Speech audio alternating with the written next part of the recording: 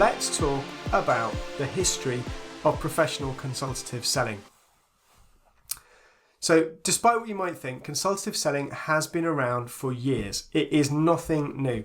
All the big companies, and I've worked for GE, General Electric, who at one point were one of the biggest companies in the world, founded by Thomas Edison, light bulb, etc., make jet engines, make healthcare products, make you name it, they made it. They've been doing this professional consultative selling for years. Hewlett Packard introduced it, the big IT giant. They were doing this back in the 70s. Xerox, read Robert Kiyosaki's materials. When he was learning how to sell back years ago, before he was what he's doing now, he worked for Xerox to learn how to sell for a couple of years, and they had a consultative selling process back then. And even if you read some of the books, so one of the best books on strategic selling, so a book that I was given many years ago, Strategic Selling by Miller and Hyman, a really, really fantastic book which was implemented by companies like Hewlett Packard years and years ago. This book was written a long time. You read this book, you'll see in this book that there is all the skills of a consultative sales professional. And it was written a long time ago, back a long time ago. Sales training companies, Achieve Global, been around for a long, long time, been teaching this kind of stuff for ages, the professional selling skills. I've been on it, I've coached it as well. Spin selling, Neil Rackham, I've alluded to him already. Absolutely brilliant. Neil wrote this book a long, long time ago, and it shows that everything. If you become an expert at Rackham's spin selling, you will be a highly professional. You'll be an excellent salesperson. And he wrote it a long time ago, so this is nothing new. So all the guys out there online right now, there's one guy in particular, I'm not going to mention his name, I'm not going to name check him, who comes up on my social media feed, and he talks about how he has this new thing for this new age and he's going to teach you this new skill. And you delve into it, and it's basically something that Neil Rackham, spin selling and strategic selling guys and Achieve Go, we've been talking about for donkey's years. It's nothing new. These guys knew what they were doing. We've had this for a long time. And again, even stuff like some of my favourite kind of books about kind of more the mindset of selling, you read that book and there's elements in there of consultative selling. It's talking about looking at things from sort of customers' points of views and your mindset, how to win friends and influence people. Again, you read that book. It was written back in the 20s. And even back then, when you read it, you realise that the principles that Dale Carnegie is talking about in that book are actually ones of a consultative selling method, rather than the transactional wanna buy apprentice type selling that you'll see. And even the books, again, now everyone talks about, whenever you say, I do sales training, one of the things a lot of people will say is, have you read the Challenger? And yeah, you read the Challenger and it's a case of, it's all new. It's just a rehashing, as is my book, of stuff that's been around for a long, long time, because it's all logical. The point is, if you actually delve into selling, it is a science and it's logical, and it's something that there are skills to, and these people have really nailed it, and I take my hat off to all of them, and I envy their success. I'd love to be successful as kind of these sorts of people. But my point is, this stuff has been around for a long, long time. It isn't anything new. So why isn't consultative selling the default? Why is it that there is still a gap in the market for people like me and other people to be selling essentially something that's been around for a long, long time? Well, actually, if you look at it, this was some of the Achieve Global stuff. If you look in the late 90s, many companies actually moved away from consultative selling. So they'd implemented it. So the Hewlett Packards of the world had been doing this kind of thing and really looking at how to sell more professionally for a long, long time. But there were lots of companies that actually they found it very difficult to implement consultative selling into a field environment. Because as we saw earlier, the sorts of skills you need to be a good consultative sales professional are like a lawyer. And there aren't many people that enter the sales environment that are as skilled as a lawyer. So that's the first problem you have. And it's time consuming, and you have a longer sales cycle as well. But on top of that, to be able to train everybody, it's one of the reasons I was trained in consultative selling at an early age, was the fact that I was working in pharmaceuticals, and we had bags of time, we had bags of money, and we had lots of money to invest in training. So therefore, we were able to be given that training, and I'll come on to the fact we didn't actually use, but that's another story. And you need so consultative selling also, because I'm saying you need highly trained people who are smarter than the average salesperson. You have to pay them well, you have to train them really well, and you have to pay them really well, otherwise they go elsewhere. So it's expensive.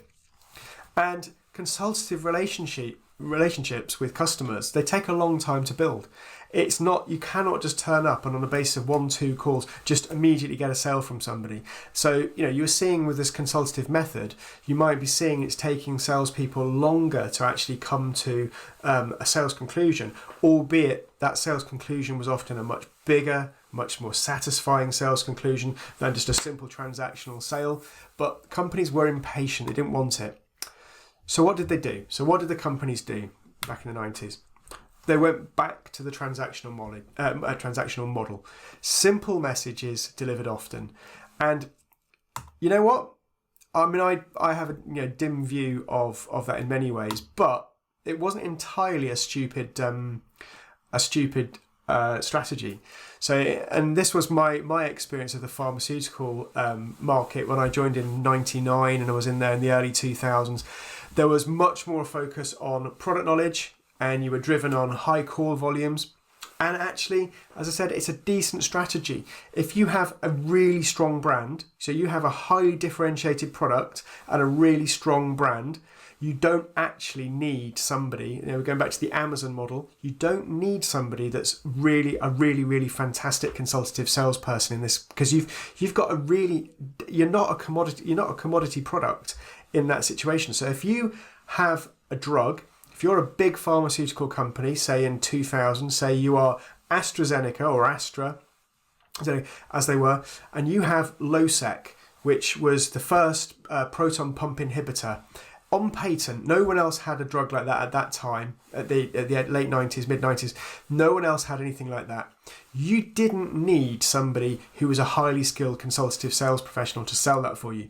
You just needed a sales force that could deliver the message of that highly differentiated product regularly to your customer group, and you knew you'd be successful. You knew you'd get sales. And that's what they did. So it was actually a good strategy. In that market, at that time, transactional selling was a really clever strategy. You didn't need to spend hours off the road with people. You didn't need to train them really well. You didn't even need to pay them really well. You could get away with what you did.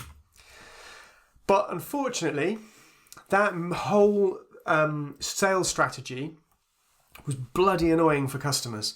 So again, it sent us back years. It basically sent us back to a time when customers were finding that the transactional salesperson was not adding value to them. They were just a walking advert. It was just somebody that was coming to see you and would just feature dump, would just tell you about their product, tell you about their things. They wouldn't be listening. They wouldn't be trying to understand your world. All they would be doing would be they'd be sell to you, which, as we've said earlier, isn't actually selling. All that's doing is a transactional type sale.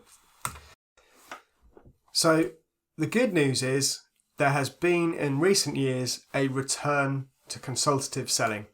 One of the reasons why I started the training company, and one of the reasons why many companies themselves have been looking at doing something slightly different and going back to a consultative selling process. So why have we done this? So first and foremost, we said earlier about the information age. The information age has led to never-ending competition. With more information available, it's easier to find more things. We've got a more crowded space in which we're competing.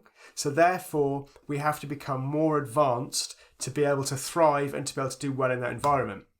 And everything's become commoditized. So in terms of well, not everything, but certainly lots of things have seen a commoditization of them. Okay, because we said earlier in the information age, customers have a greater choice than ever, and there's less differentiation between those products. So, for example, I've used the example of tablet computers. So you've got iPads. Everyone, market leader. Everyone knows the iPad. There are other products out there which will do exactly the same job and do that same job very, very well. So it's definitely become harder for everybody, including the big companies like Apple. But then there's multiple products promoted in the portfolio as well. So not only have you got commoditized products, but as a salesperson now in your environment, whether you're selling financial products, medical products, pharmaceutical products, you will probably have a bag in your sales bag, and when I say I'm metaphorically talking about, say it might be a physical sales bag, a metaphorical sales bag, you will have a portfolio of products that you can offer your customer group. And you need, as a consultative salesperson, to be able to work out which of those products that you're selling are most appropriate for your customer group. And that takes a high degree of skill. And now in the complex environment we're in, most medium and big purchasing decisions, and these are the high value ones, remember, that we want to be dealing in these contracted high value business things. They're made by a committee of buyers. They're complex. There's multiple people. And access to these buyers is being made deliberately difficult. So they're deliberately making themselves harder to come back to. And therefore, there is a need for more sophistication. If you are just literally the Grant Cardone, tell, sell, activity, act like a maniac, speak to as many people as you possibly can, you will almost certainly fail in the new environment. You need to become highly sophisticated, and you need to learn how to, if we think back to our list of features of a consultative selling sales process and a consultative selling person, you need to have a completely different set of skills. You need to become an expert at a sales call, which is exactly what we're going to learn about in the later parts of this training.